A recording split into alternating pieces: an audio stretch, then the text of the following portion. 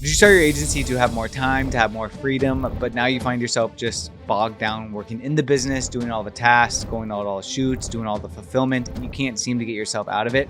Well, in this video, I'm gonna go through 5 different things that you can do to master your time, buy back some of your time, and work yourself out of your business to replace yourself. And for those who don't know me, my name is Austin Schneider, founder of Brandtegic. We are a creative agency that scaled to $200,000 a month, multiple 7 figures, multiple years in a row, a team of upwards to 20 at one point, and also had my time freedom, was able to travel, was able to spend time with my wife. But it wasn't always like that. I was also just like you. I was working in the business. I almost lost my relationship with my then girlfriend, now wife. Didn't have a lot of friends, was working all the time, and felt like there was no way out of the agency grind. So the first things first is to create a start-stop list. So you need to figure out what you need to delegate, what you need to get off of your plate so that you can stop doing a lot of the things that probably aren't worth your money. Because in the agency space, basically, we're just essentially selling time. And if you're using your time on tasks that easily can be delegated for $5 an hour, $4 an hour, then you need to realize like, hey, I need to get this off my plate ASAP.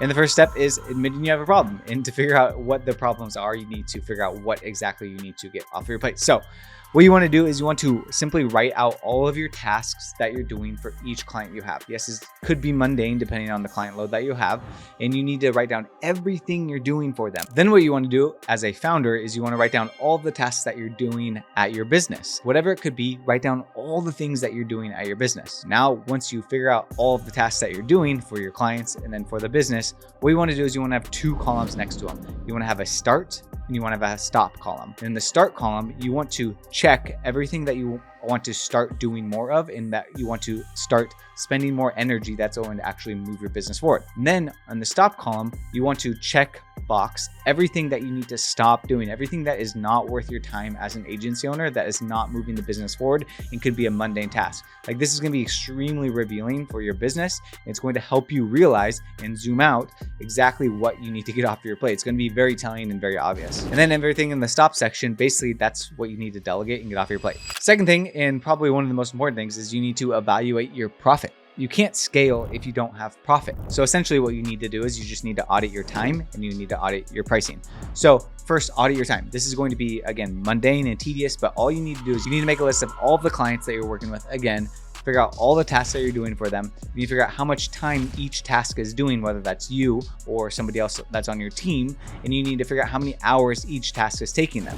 Then what you want to do is you want to divide the amount of hours by the monthly investment that the client is making to you. And that's essentially going to be your company's hourly rate for the client. So this is either going to be a gut punch or it's going to be surprisingly good thing for you. And what you want to make sure is that hourly rate is 3 to 4 times more than what you're paying yourself if it's just you, or yourself and your team if you do have a team, per hour. Let's look at an example to kind of wrap this point up. Let's say you have a client that you are charging $2,000 a month for. And let's say you do weekly calls that are an hour to game plan. You shoot videos that take about 4 hours per month with one person to go out and shoot the videos as a videographer. Maybe that's yourself. You edit 10 videos, which takes about 20 hours per month, and you have an editor that's able to do that. And you're posting all of them, and that takes another 20 hours to post all 20 videos across all platforms and write the captions as well. And then let's also tack on 2 hours of project management, sending the stuff back and forth to the client, making sure that they're feeling taken care of. So that equates to $2,000. So if we do 2,000 divided by 50 hours, that means your hourly rate as a company is $40 an hour. So that essentially means you have about $10 to $12 an hour to go out and hire somebody to fulfill the tasks.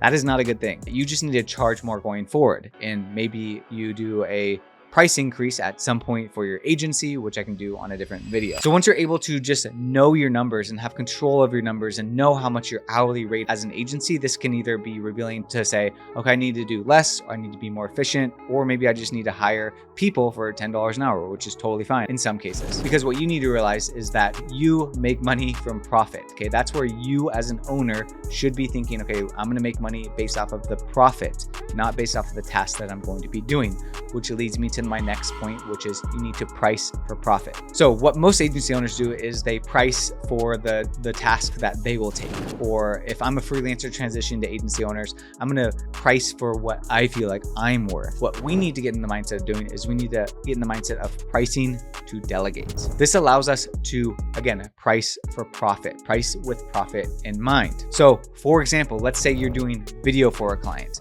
what most people will say is, okay, it's going to take me this long to do the videos. This is my day rate. This is how long it's going to take me to edit. Okay, it's going to be $2,000. Instead, what we need to do is we need to reverse engineer what we're going to do for our clients and break it down by tasks and break it down by who we're going to delegate this to. So let's say you're doing video for a client. You do a monthly call to plan the shoot. And maybe let's say you're doing that and maybe you're wanting to make $50 an hour. Then you're going to shoot once per month, which is going to take about 4 hours. Okay, now we need to think, okay, who can I pay to shoot these videos, whether it's now or at some point? Let's assume that you can hire a videographer that's going to charge you $150 to do the shoot. So then you're going to post the videos. So now you need to figure out somebody to post the videos and delegate somebody to actually do the posting. And let's say you can get somebody to do the posting for $100 for this client. Then you have to edit the videos. Let's say you're doing 10 videos. So now we need to figure out, okay, how much is it going to cost me to hire an editor? Let's just say $200 a month. And then you have to manage the back and forth with the client. So who could you hire to do the project management? Who could you hire to do the client success?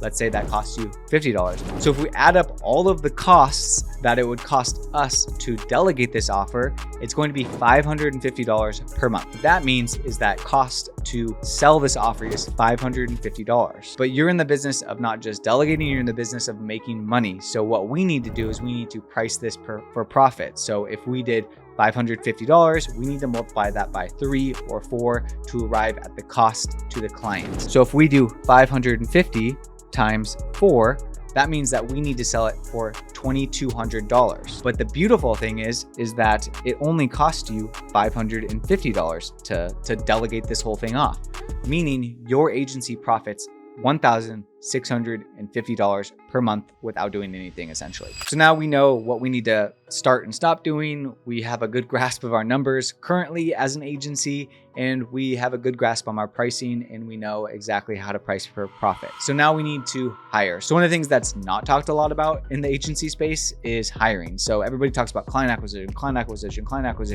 but not a lot of people talk about hiring acquisition or talent acquisition, because if you are structuring your agency to delegate, in my opinion, the talent acquisition is almost equally as important as the client acquisition, because you're delegating to somebody to do the work that is from the vision that you have as an agency owner. So what I would do is I would always be hiring. I would always be on that lookout. Even if you're not hiring, even if you don't have a budget right now, start planting seeds with people that want to build the company and have the vision that you have for your company and can get bought into where the company is going. Because if you can get really good talent to do the fulfillment, you'll have clients that will stay longer, you'll get more referrals, you'll do better work, etc., etc. So practically what you can do is you can have a application page on your website all the time that says we're hiring, kind of like a lead form, but for hiring. Same thing with your Instagram pages. Always be posting about looking for talent, looking for videographers to help out with. Always be testing people out as it pertains to different types of work that you can be doing.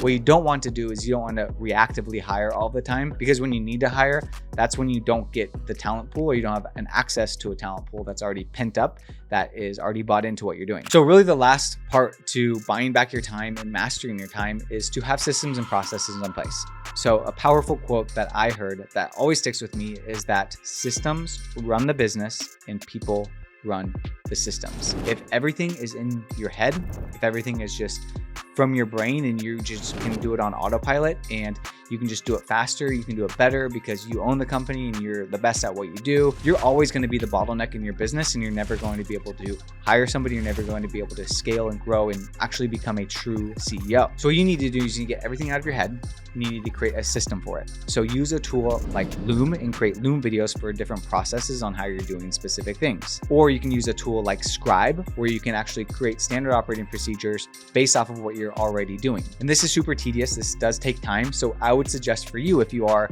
feeling overwhelmed from working in the business, is block out one day a week where you're working on the business. And this is where you can work on the systems and processes. This is where you can work on the hiring. This is where you can really focus and hone in on stuff that's going to move your business forward and not just achieve what you need to achieve today. And once you have systems and processes, all you need to do is you need to go back to the hiring.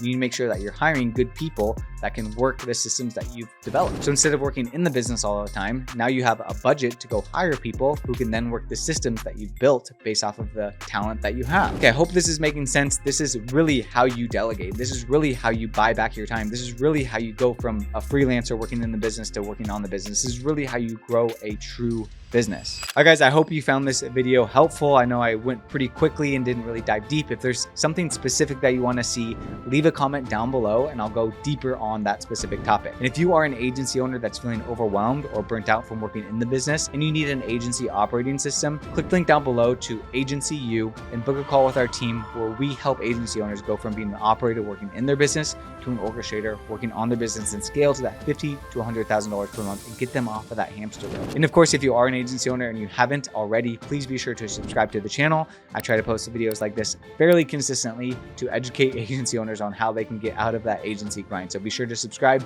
and of course, leave comments down below. Happy to answer any questions and follow me on the gram. All right, guys, thanks so much for watching and we'll see you on the next one.